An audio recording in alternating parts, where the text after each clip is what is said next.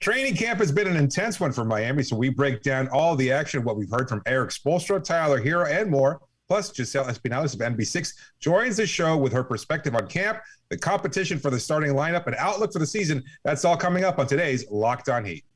You are Locked On Heat, your daily Miami Heat podcast. Part of the Locked On Podcast Network, your team every day.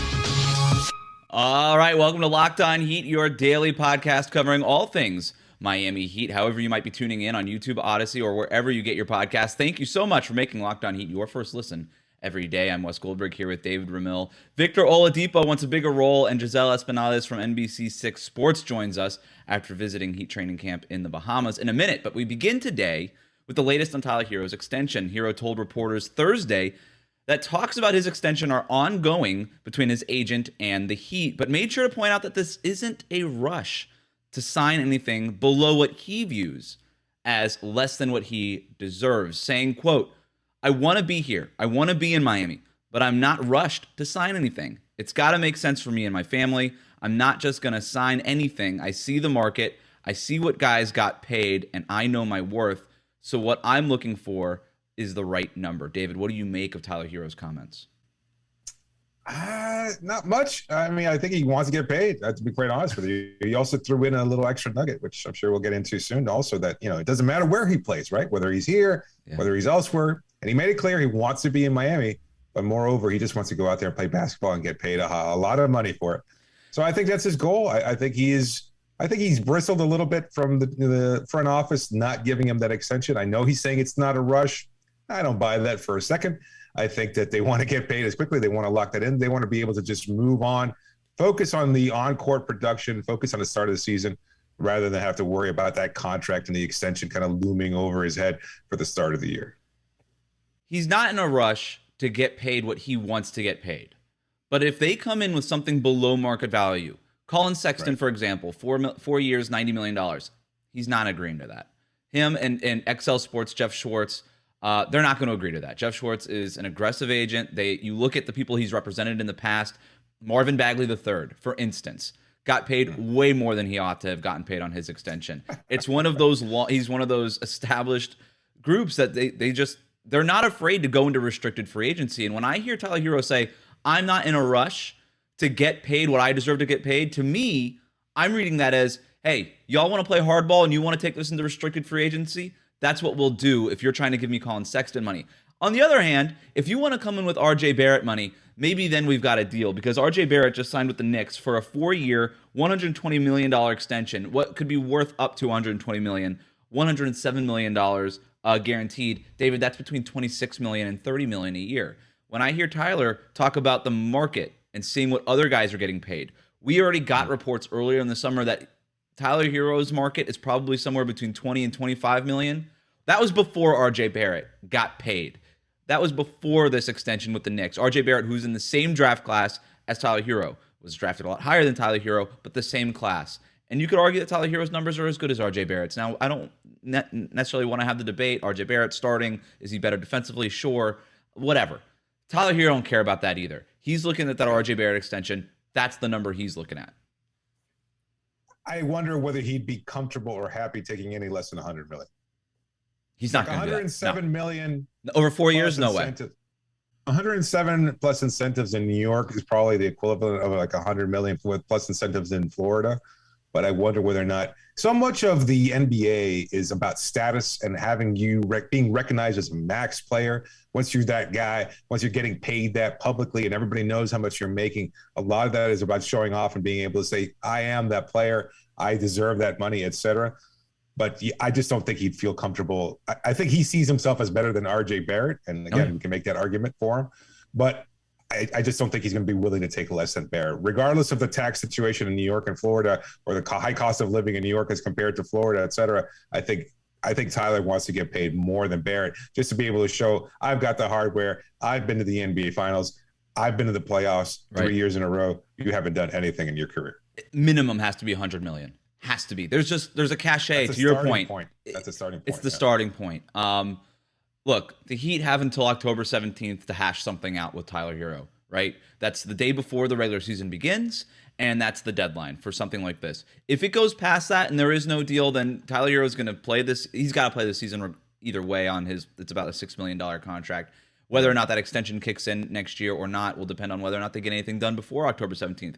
Look, I really think a lot of it's going to come down to training camp and what he looks like. We heard Pat Riley issue that challenge to Tyler Herro. You got to get better defensively. Add another 10 pounds of muscle. We heard Tyler Herro say, hey, I added 10 pounds of muscle going into last season. By the end of the season, I had lost that 10 pounds of muscle because of the wear and tear and just basically all the running you do during the regular season.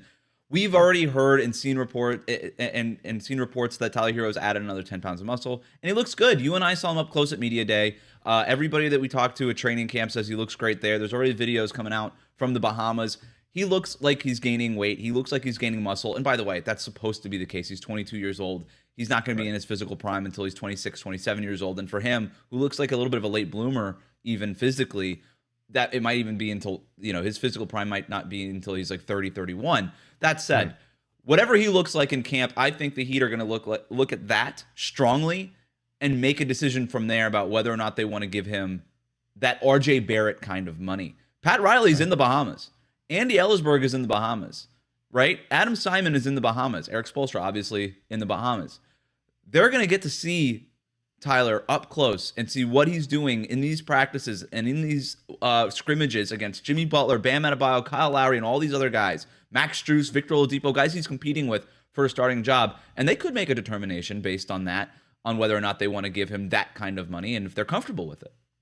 Yeah, that makes a lot of sense. I mean, you got to assess whether or not he's put in the work over the offseason, whether or not it's actually going to be applicable into something tangible during training camp and a sign that he is ready to take that leap. We heard, and we talked with Giselle about this, we heard about Jimmy Butler kind of shifting the onus a little bit, saying this team will go as far as Bam and Tyler will take us in support of what he can do.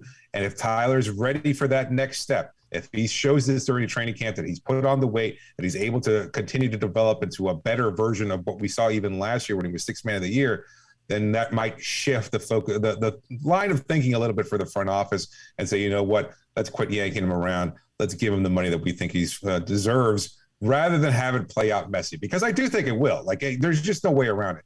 If he goes into restricted free agency, he's going to take an offer sheet elsewhere. And then at that point, then you're basically you're having two franchises playing chicken. You could pit one franchise against the other. That's a very bad place for Miami to be in from a bargaining perspective. So I don't think you want that to be the case.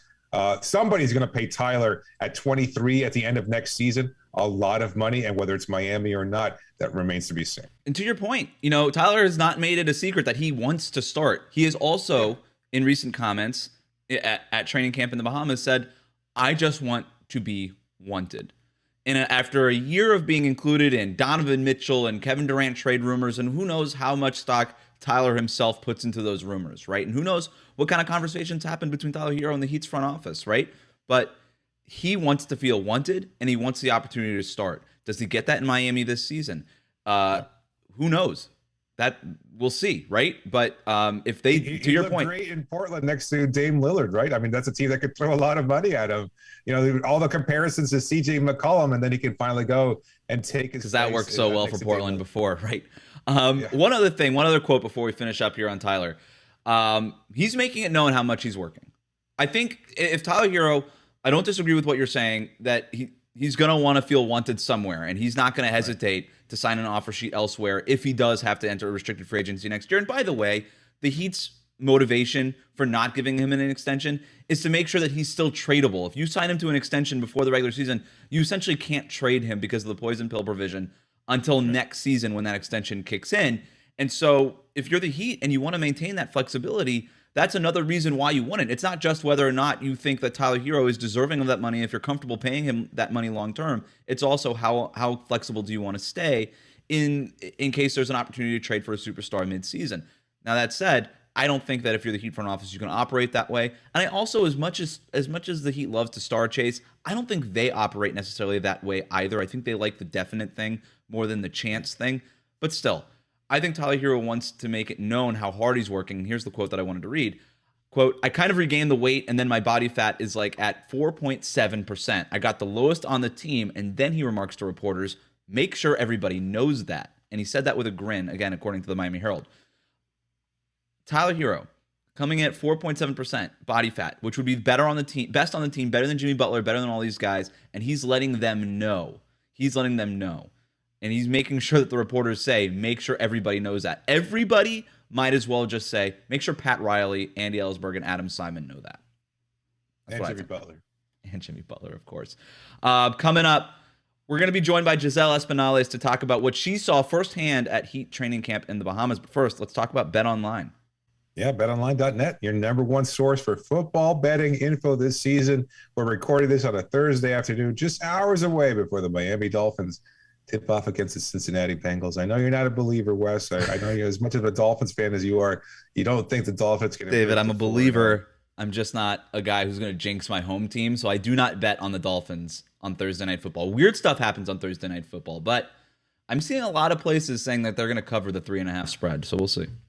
Yeah, I wonder whether or not the practice gate will wind up playing an impact or a role at all, because apparently half their offense was leaked out to social media, right? So we'll see whether or not that throws the team off any or gives Cincinnati an edge. But anyway, if you're wanting an edge for all your betting needs, go to betonline.net for all the latest player developments, team matchups, news, podcasts, and in-depth articles and analysis of every game you can find. It's the fastest and easiest way to check in on all your favorite games and events, including Major League Baseball, MMA, boxing, the NFL, and of course, the NBA. Games start in just about a week and a half or so. So head to betonline.net or use your mobile device to learn more. BetOnline, where the game starts.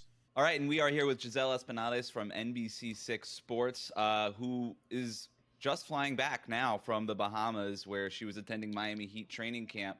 Giselle, thanks so much for jumping on your travel day. First, what was your biggest takeaway from the first couple of days of Heat training camp? You know, it's funny going into training camp and seeing all the guys kind of get back together. It's one of those things that you can feel that familiarity. They're all kind of like, we all know each other. Let's get to work. Let's get this stuff started. And even started back even with media day, where kind of all the guys were getting all these questions of like, hey, it's the same roster. Hey, we're running it back. And everyone's like, no, we're like way stronger, way better. We worked so hard this season. And it shows. Some of those guys look really in shape.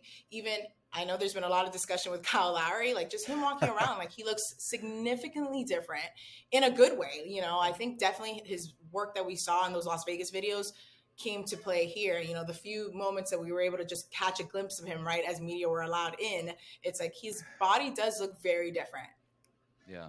Well, you got a chance also to talk with Erik Spoelstra, who had a few comments about Kyle Lowry. We didn't get a chance, David and I, to talk to Spo because he was rather busy having a baby during media day and wasn't able to be there. But your conversations with Spo, how was he, and what did you make of his comments about Kyle Lowry? Because it sounded like he was very supportive in a way that maybe Kyle needed it.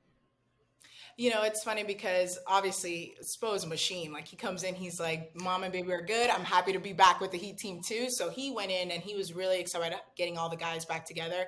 And I think one of the things that was really eye-opening is he keeps mentioning that, hey, Kyle's in great shape. He's our Hall of Fame quarterback. And to not have him the way that we needed him last year and finally getting him back in a better position, both mentally and physically, was a big help because we've been seeing throughout the summer play out, like Kyle wasn't ready and all the stuff that he was going through personally. Like for us, that's not our business. So obviously Kyle being able to put some of those things behind him that he may even still be going through, but being able to put the work in, Spo's all for it, especially since he's kind of getting excited about what positions and combinations are going to be ready for this team as the season starts. You mentioned the running it back, that on media day, and we got that sense too. The idea of this continuity being a strength rather than a weakness was certainly prevalent. But at the same time, we're sorry to hear more and more players talk about, oh, I want to start, I want more minutes, I want a bigger role. That kind of seems like it's a conflict with the idea that running it back is a strength. What's the vibe around media day? Because we didn't get, I mean, not media day, around training camp. Like, is there any sense that, players wanting, conflicting roles on this roster might be a problem moving forward? everyone's talking about those 2 roster spots open. You know, you have what you would Sure. think the projected 3 is going to be Bam, Kyle, and Jimmy. And then even Jimmy right away, we weren't able to talk to him during media day. He was already saying like, listen, there's guys that are 4 or 5 guys that are competing hard to be able to fight for one of those playoffs, for one of those starting spots. And it shows. Like Tyler's the same thing. Like he's saying already in training camp, like, listen, I'm working hard. I'm one of those competitors. Max Strus is like more low key about it, but he's definitely talking about it openly, saying like, hey, we're all competing hard here because we actually have a chance to be able to put into one of those starting spots, and they're competing hard to be able to get into it. And obviously everyone's talking about the 4, and then Spo made a joke about even having Jimmy like, hey, start Jimmy at the 4, even starting him at the 5 one day in his career.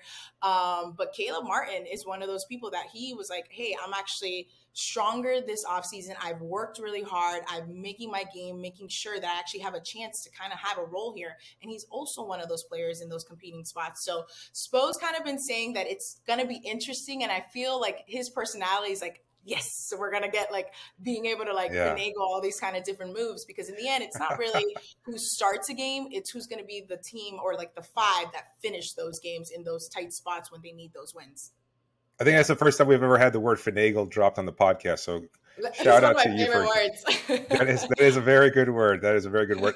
Who do you think starts? Because we heard from Omer himself. Like he told us that he thinks he's a quality candidate to start and put Bam down at the 4. So moving forward, who do you think starts for the line? You pointed out the 3 already that are likely to start. Who else fills out the starting lineup in your opinion?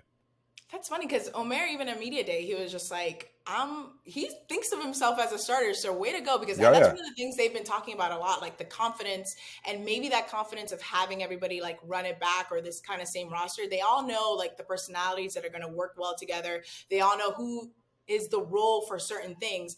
I mean, I can really see Caleb starting, and Max. Like Max has grown to such a good player and has been able to be in those big games. And he's even said it himself, like, I was able to get so much experience from even now getting a full training camp here within the Bahamas and getting those key minutes in the playoffs where we saw him hit big shots where everyone's like, who is Max Strus? And now that confidence that can elevate him to hopefully be in one of those starting lineups. Like, I think he has it in him to finally make that spot official.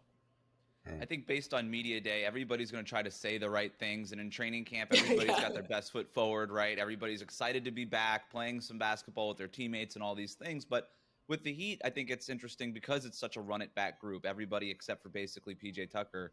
I'm curious, like, what were your thoughts about the idea of running it back with this group? And what are your thoughts now? Do you feel more or less confident after media day and after training camp? You know, it's funny. I think the sense that I'm getting is that the organization themselves, like, yes, Pat Riley did say run it back, but I don't think they meant it as the way everyone's thinking, like, oh, it's the same roster. Like, why is it special while the East got better, stronger, bigger stars? They didn't have a healthy Victor Oladipo. And that's a big key to them, too. Like, we're forgetting, like, hey, Oladipo, will he be in his prime the way he was with the Pacers? We don't know yet until we get this finally a healthy Victor Oladipo. They keep reminding themselves of Kyle Lowry, like, hey, he was going through all his stuff. So this team was injured, battered as they made it to Game 7 of the Eastern Conference Finals and still being able to make big plays and big adjustments. I think they're ready to finally be this core team that stayed together and stay strong together by being able to kind of, we're healthy now. We're going to make the right decisions with these lineups, and maybe even a better mental space for Duncan, who also in media day, like, he felt like there was like a happiness towards him, like kind of like, listen, all the stuff that happened behind, I'm in a better mindset. That's also a big help too. Like Duncan was dropping all those threes when we needed them. And maybe this season is like, everyone's kind of like, okay, this is everybody's role. Here's what we're going to do. Here are how all the personalities are going to come together. And in the end, Spo was really big on saying, like, everyone's going to make a sacrifice. Sometimes it's not easy being the one that has to sacrifice, whether it's minutes, whether it's whatever position they're going to be. But in the end, this is for the team and kind of getting everybody together. And they're going to make the best decisions in order to make it to the goals that they need to be. Because for them, running it back doesn't mean making it to Game 7. It means holding a trophy at the end of the season. Right. What do you think about Jimmy's comments from media day that this team will only go as far as Bam and Tyler takes them? It kind of puts the pressure on the two young guys to take a step in their development and to provide more of a supporting role to Jimmy, because we saw him almost single-handedly carry the team throughout the playoffs. So what are your thoughts about that? I mean, Jimmy has a way with words of kind of knowing what to say. That's putting it mildly. or- Yeah, that's putting it Yes, mildly. and kind of knowing that the guys are going to hear this because obviously Bam heard all those comments. He heard the comments from Pat Tyler too, but I think it helps because in the end, confidence is what's going to keep these guys going in whatever way they can actually get going. Like, look, sometimes you hear from Heat Twitter all the time, why isn't Bam aggressive? Why isn't this? Even though we know that that's not Bam's style of play. But now kind of Bam even embracing it like, hey, yeah, I'm going to take more shots. I mean, you heard it from the old guy, or like, I don't even know how he addressed Pat Riley, but it's like he knows that there's going to be more of a demand for him. And Tyler is just ready to he's already knowing hey, I've been wanting to be a starter. I was 6 man of the year last year. And now it's time for him to get paid for that kind of role, because think about it. He's going to bring some of the most explosive plays. And maybe he is starting to realize maybe, you know what? I've been kind of okay, chilling. Now he's going to try to be probably more of a competitor now to try to get one of those starting spots. Do you sense that Tyler Herro has a chip on his shoulder? I do. I really do. And I think it's because, listen, we see what happened with the Knicks, and we're seeing Colin Sexton, all these contracts that got drawn up. It's Tyler's why is that not me? Knowing that he's one of the best players in the league in himself. He believes that much in himself. So I think he's just ready to be okay, that's it. How much more do I really have to prove? And it has nothing to do with contract. It's now coming to those crucial minutes, or even that starting spot that hopefully maybe he wants to get. And he's showing it already just by saying it so publicly, because those comments are going to go places. Even at training camp, the second day that we saw him, he was just listen, I'm one of those competitors. He wasn't shy, yeah, guys, Max was kind of more mild about it. Tyler's no, that's me. I'm competing and I'm ready for it. Last one from us, Giselle, and thank you so much for joining us. But Jimmy Butler's hair, we couldn't let you off without talking about this. It looked interesting and different when he got onto the podium at Media Day. We all saw it. His teammates also saw it, did not seem to be big fans of it. Yep. It seems like there's been a few adjustments, a few tweaks to the extensions that may or may not actually be extensions. We saw videos in training camp. He's got the dreadlocks up now fully over the headband and kind of coming down in this kind of ponytail thing. Your thoughts on the extensions? Do you think that we're ready for this to be Jimmy Butler's look going into the regular season? It's funny. I think knowing that it was going to make a splash, and that picture is the media day picture for the whole season, Jimmy knows what he's doing. I don't know. He did say he was still kind of back and forth and that he wasn't going to rock it for the season. In my personal opinion, I'm listen, whatever makes Jimmy happy, and if he's going to end up him scoring and being confident scoring that three, Jimmy, wear your hair however you need to wear, because in the end, we need to win. And whether your hair is in a bun, all wrapped up behind a headband, I don't know what kind of moves he's trying to make, but as long as it causes wins, might as well. Go, Jimmy. Giselle Espinales from NBC6 Sports. Thanks for hanging out with us. Thanks, guys. It was so much fun. All right, back here with Locked On Heat. We'll talk about Victor Oladipo and the role that he expects to have this season here in a minute. But, David, I just wanted to follow up on the conversation we just had with Giselle, who was there, obviously, for the first couple of days of training camp in the Bahamas. And I thought one of the interesting things that we talked about with her was just how many players on this team feel as if they deserve an opportunity to either start or have big minutes, and what kind of place that puts Erik Spoelstra in to try to manage not just your best lineups, but the egos at play here too. As Giselle said, and as we've been talking about, we know the three penned-in starters, Lowry, Jimmy Butler, Bam Adebayo. Based on what Erik Spoelstra has said in training camp, Jimmy Butler will not start at the 4. That means it's probably going to be Caleb Martin. Who knows? Haywood Highsmith could also have something to say about that in this training camp. And then, of course, at that 2-guard spot, you've got Tyler Herro, Victor Oladipo, and Max Strus. This, to me, is a fascinating development, and I think the Heat can either sink or swim with this stuff because, like Spo says, you welcome all that competition. I wonder if the Heat, down the line and down this roster, when these guys... not everybody's going to be happy, right? Everybody wants to. Right. You got Oladipo and Tyler Herro both saying they want to start. I'd put all the money I've got on the fact that Tyler Herro and Victor Oladipo won't both be in that starting lineup. So one of them, minimum, is going to be unhappy. So I just wonder how that's going to impact this team emotionally when the season begins.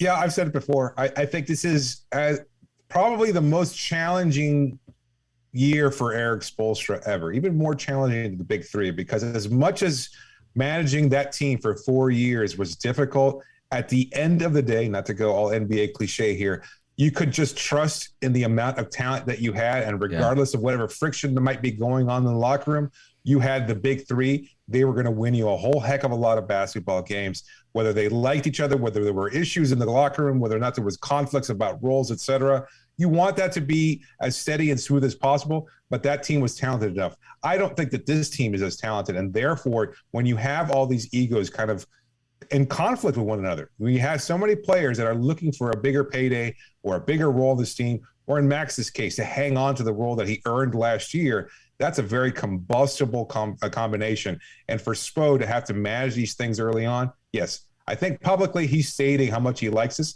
I think it's a little sociopathic of him to say, yes, I love this kind of conflict. We've heard from him before that he loves that kind of conflict because I think it forges people into a newer, better version of themselves. But that's also an incredible challenge for him moving forward. He's got a lot. But I also trust that Erik Spoelstra and the front office have done such a good job over the past few years of maintaining opening lines of communication and being forthcoming in what your role will be. We've heard that from a number of players at various points throughout, in different stops here in Miami, that the front office, the coaching staff, and Spo in particular, is very open with players and tells you, look, this is what we need from you. This is what your role is going to be. If you thrive in this role, you will benefit from it. So I think that's one thing that Miami has in their favor. I think you're right. The only issue with that is I don't think they know what these roles are going to be just yet. Once they have established those roles, I'm sure they will have that openness with the players. Hey, look, this is what we expect of you. By the way, I think that's already happened. I think it's already happened. Let's not beat around the bush here. Dwayne Dedmon wasn't a $4 million player. He's not a $4 million a year player. He knows what this contract is all about. I think Victor Oladipo deciding that he wanted to take that 2-year deal at a lower salary per year versus the 1-year deal at $11 million that he initially signed was something similar, right? I think that they've been forthright with Victor Oladipo. This is not me reporting. This is me guessing and just based on conversations we've had with Heat people in the past and the way that they do things, this front office. I think that they've been forthright with Victor Oladipo saying, hey, we're going to try to get you this role that you want. We believe that you deserve it. But if we can't find a way to make that happen, you could get traded before the deadline, and we'll try to send you somewhere where that role might be an option for you. That said, I think that this is actually a great opportunity for the Miami Heat. There's a lot of overlapping skill sets and positional overlapping on this roster right now. We've talked about 3 guys who deserve to start at shooting guard for the Heat. You can only start one of them. I think that they don't really have, they have overlapping skill sets in a bunch of different areas. Is Bam a 4? Is he a 5? What kind of lineups can you put him in with? Is it going to be with Dedmon or Yurtseven and all these things?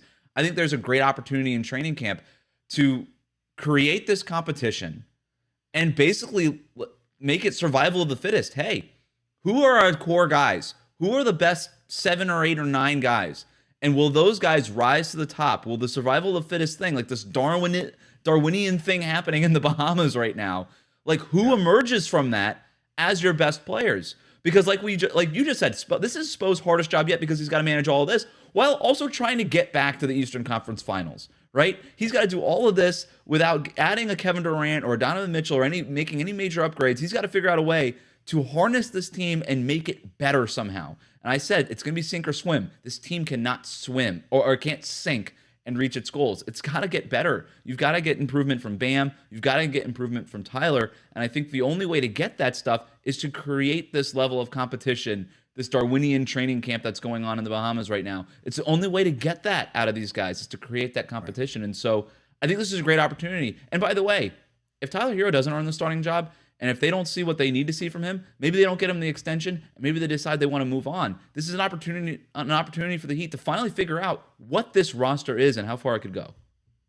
It's not even about avoiding sinking, too. You can't even afford to tread water. Like, I even as we're talking about this right now, like, there has to be a clarity established early on. Like, even as much as you're trying to figure it out over the next couple of days before, training camp ends, you want to be able to be as clear as possible because players hate being in a nebulous place where they're not quite sure what their roles are. And it's going to be such a difficult challenge for Spo to figure that out early on. And he's already missed a couple of days. Chris Quinn filling in as head coach while Spo was back in Miami, helping his wife with the recently birthed daughter. So he's been behind the 8 ball to some degree. You hope that he's being able to figure out something quicker rather than later. I'm sure we'll see how it plays out. You mentioned that nebulous. I'm sorry, but you mentioned that nebulous space, and that leads us right into this conversation we want to have about Victor Oladipo. Absolutely. Telling reporters on Thursday that he's going to accept any role he's given, but saying, quote, I do hope it's a bigger role, more responsibility, and more opportunity. We talked to Victor Oladipo in the Scrum on Media Day. He mentioned that, of course, he wants to start. He's been a starter his entire career. Last year, coming off the bench because of the nature of the injury, and when he got back to the team, that was just what it was, but it was an adjustment for him. He was asked by the media, would that still be an adjustment for you? Or having done it, is that going to be a less of adjustment for you? He said, no, it's going to be an adjustment for me. I am a starter in the NBA. We'll see if he's a starter in the NBA this season. Either way, he's made this much clear. He wants a bigger role, he wants more responsibility, and he wants more opportunity. David, when he talks about more opportunity, 9.1 field goal attempts per game last season, career low for him. That was in the playoffs and in the regular season. Strangely enough, he averaged the same amount of field goal attempts postseason and regular season. Tyler Herro had 17 field goal attempts per game last year as a sixth man. Everything I'm seeing, David, means, hey, Victor Oladipo, give him that six-man role. He's going to have all the opportunity in the world to shine. Yeah, but as we just talked with Giselle, like, she's a believer that Max seems penciled in as a potential starter also. At least he's a very strong candidate, as they all are in their own ways. So if you've got Max starting, how do you find enough minutes for Oladipo and Herro to share the court? Like, will they be a functional two-man unit when you've got Tyler potentially still looking to earn his extension, or no, if not at that point, he doesn't get his extension, earn a bigger payday in restricted free agency? We've got Oladipo looking to get a big payday in unrestricted free agency. That could be a huge. That's why it's not going to happen. I don't see it. I think either Victor Oladipo or Tyler Herro have to start. Max, who's looking to get paid. He's going to be an unrestricted free agent next season. There's a lot of free agents, a lot of guys looking to show out so that they can get paid. It's a really I think Max is better. I think Max is better playing off the ball, obviously, regardless if he's playing off of Tyler Herro or Victor Oladipo. I think he's going to be able to function. He's going to be able to get his shots. He's not a guy that's bringing the ball up and taking shots off the dribble, right? Like, Max is going to be able to get his shots whether he's a starter or a bench guy. It doesn't matter. To me, I just think that the way Erik Spoelstra looks at rotations, he never really looks at, okay, let me start with my best five and then go from there. He likes to look at it as a complete 9 or 10 or 11-man rotation and what makes the most sense. Tyler Herro is one of Miami's best five players last year. There's no doubt about that. But the integrity of the lineup relied on Tyler Herro coming off the bench and starting Max Strus. There was more chemistry, there was more balance across rotations, and I think that's what Spo is going to look at. What you just said is a great point, and one that people don't really talk about enough because we're so focused on what that starting lineup is going to be and what the best starting group could be that you almost forget Vic and Tyler Herro can't come off the bench together. It just can't happen. There's no way for both of them to be happy, and for the Heat's perspective, because I think we put a little too much into what makes a player happy a little too often. But if you're the Heat, you're trying to make sure Tyler Herro stays as the sixth man of the year if he's the sixth man, a sixth man of the year caliber player. If he's a starter, you want Victor Oladipo to potentially be a sixth man of the year candidate. They can't do that sharing that position. They can't do that sharing the second unit. I think one of them has to start, and whichever one starts, the other one's probably going to come off the bench as that sixth man role. Yeah, playing alongside Max, right? That's yes. where you think that's a better fit because now that we know Jimmy's not playing the four, and even that kind of puts Duncan Robinson almost out of the lineup, right? Like, how can he continue to carve out minutes there? I mean, I know he's not viewed anymore as a starting level player by most fans, but he sees himself that way. He wants to continue, and he's getting paid that way. You can probably still find room for Duncan in the rotation. Like, Spo's going to go 10 or 11 deep early in the regular season. He has to. Is Gabe Vincent unplayable? We saw a better version of Omer Yurtseven, and he's stronger, he's fitter, he understands the NBA at a higher level now. Like, he's made a strong case for himself to start and get a bigger role. How is that likely to happen? I mean, and not to mention guys like Darius Days, Haywood Highsmith, or others that seem like they are strong candidates as well. It's a really, really, really tricky, challenging pecking order here, and for Erik Spoelstra to find the right balance, and not a lot of time to do so. So we'll see exactly how it plays out. The stories that we're going to get from this training camp, David, I am so excited to hear them. I think this could be a legendary training camp where somebody might break a bone or something. Like, it would not shock me if there was blood spilled on those floors at the Bahamas ballrooms. Thank you again for making Locked On Heat your first listen every day. Remember to subscribe to new episodes of Locked On Heat on YouTube or on your favorite podcast app. If you missed any of our Media Day exclusive interviews with several Heat players, you could find those on your podcast feed or anywhere individually. We've posted them on our YouTube channel as well. We have a playlist for all of our Media Day interviews, so go check that out if you haven't already. Now make your second listen Locked On Fantasy Basketball. Josh Lloyd hosts the #1 daily fantasy basketball show on the planet. It's free, and it's available wherever you get podcasts. Have a great weekend, David. You got it, Wes. Same to you.